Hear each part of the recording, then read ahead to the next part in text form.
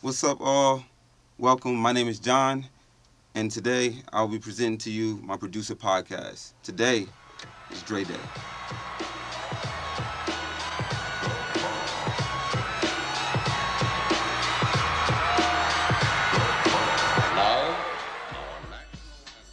Dre was born Andre Young, February 18th, 1965. He lived with his mom in California, Compton to be exact, and was introduced to music at a very young age. Now, Dre lived with his mom in Compton, California, which was and still is one of the roughest neighborhoods to grow up. Dre never really got into any gang affiliations or any trouble. He says in a 1997 interview that he had a conversation with his mom and she told him that gangs are for people who can't stand on their own feet. Dre took that to heart and carried that with him throughout his career and his entire life. By the early to mid 80s, Dre would stay out of trouble by being a part of one of the West Coast's best electro groups known as the World Class Wrecking Crew, where he would take his lead as the lead DJ and be introduced to the world as Dr. Dre.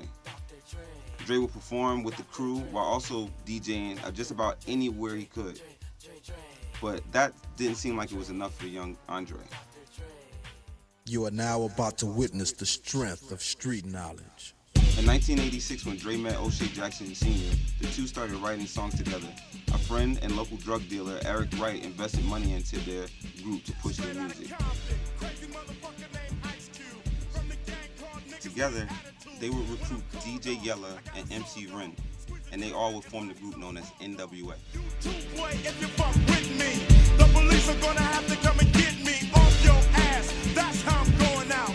For the punk motherfuckers that's showing out, niggas want to mumble, they wanna rumble. Mix 'em and cook 'em in a pot like gumbo. Going off on the Now, working with NWA and the World Class Wrecking Crew, Dre was arrested multiple times and thrown in jail for unpaid parking tickets. Eazy-E decided that he was gonna bail Dr. Dre out because other members from the World Class Wrecking Crew would not. His only agreement was that Dre spend most of his time and all of his effort to push NWA's music. Dre agreed, and Dre would later on leave World Class Wrecking Crew and be 100% invested into NWA. Tonight's the night I get in some shit. Yeah. Deep cover on the incognito tip. Killing motherfuckers if I have to. Filling gaps too. Let your niggas know I'm coming at you. I guess that's part of the game. But I feel for the nigga who think he just gon' come and change things with the swiftness. So get it right with the quickness and let me handle my business. Yo, I'm on a mission and my mission won't stop until I get the nigga maxing at the top. I hope you get his ass before he drop. Kingpin kicking back while his workers slaying rocks. Coming up like a fat rat. Big money, big cars, big bodyguards on his back. So it's difficult to get him. But I got the hookup with somebody who knows how to get in contact with him. Hit him like this and like that. Let him know that I'm looking for a big fat dope sack. What is this? Now it's 1992. Dre's left NWA and he's moved on. He and ex-football star Suge Knight create Death Row Records. At this time, Dre's releasing his own solo hits and planning on a solo album. Also at this time, Dre meets Snoop Dogg. When Dr. Dre and Snoop Dogg meet, they click instantly and their careers take off.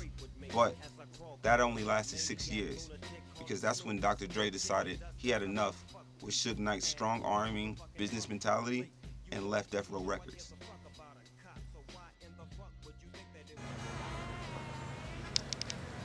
Dre declared gangster rap dead and created his own record label called Aftermath Records. He would go on to sign artists like 50 and Eminem while placing his own music to the back burner. It seemed like Dr. Dre was completely removed from the industry, but the success of the artists that he kept around kept his name in the talks of being the best producer this world has ever seen.